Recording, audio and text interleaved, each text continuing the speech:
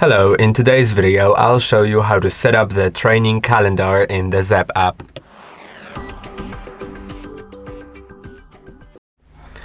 The training calendar can be set in different ways, but the most important part is, I think, the Zapp Coach, which you can set up here by clicking on your profile icon in the main page of the app, then going to Zapp Coach and set it up. There's a full video about that, but now let's focus on just the calendar.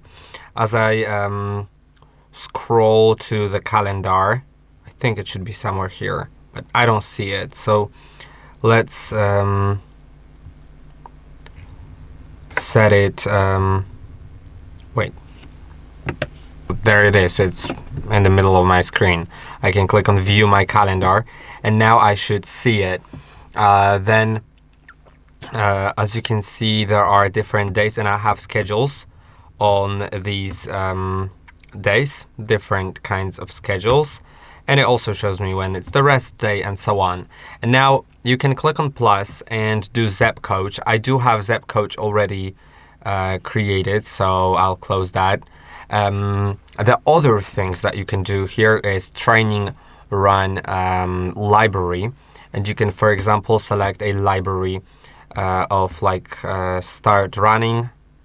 So if you want to begin or maybe build a running habit, if you've already been running for a bit but you don't have the habit, then select your start date.